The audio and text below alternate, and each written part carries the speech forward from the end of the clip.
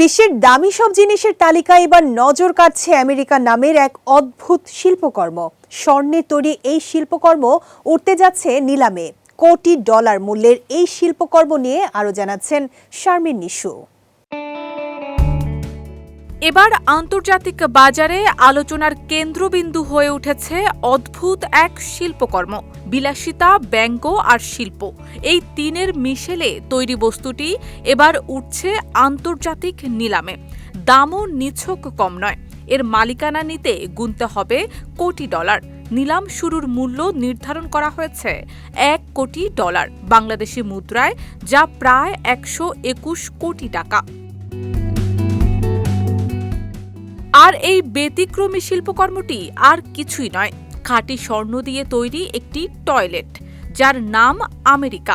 New ইয়র্কে আগামী 18 November বসতে যাচ্ছে এর নিলাম, যা আয়োজন করছে বিশ্বখ্যাত প্রতিষ্ঠান সোথেবি, যারা জানিয়েছে প্রায় 101 কেজি স্বর্ণ দিয়ে তৈরি এই টয়লেট আধুনিক সমাজে সম্পদ ও শিল্পের সংঘাতের প্রতীক হিসেবে দাঁড়িয়েছে।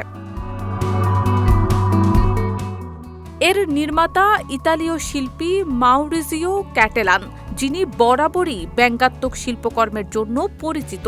তার আরেক বিখ্যাত সৃষ্টি ছিল দেয়ালে ডাক টেপে আটকানো একটি কলা, যা 2023 সালে বিক্রি হয়েছিল $62 লাখ। এছাড়াও তার তৈরি হিটলারের হাঁটু গেড়ে থাকা মূর্তি হিম 2016 সালে নিলামে বিক্রি হয়েছিল $1 কোটি 72 লাখ। আমেরিকা নামের এই স্বর্ণের টয়লেট শুধু দেখার জন্য নয়, সম্পূর্ণ কার্যকরও। এর একটি অনুলিপি 2019 সালে ইংল্যান্ডের ব্লেইনহেইম প্যালেস থেকে চুরি হয়ে আন্তর্জাতিক আলোচনার জন্ম দিয়েছিল। শিল্পী ক্যাটেলানের ভাষায় এটি মূলত অতিরিক্ত সম্পদের প্রতি এক ব্যঙ্গচিত্র।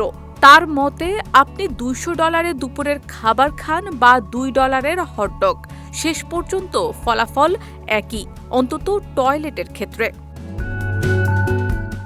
শারমিন নিশু, বিজয় টিভি, নিউজ ডেস্ক।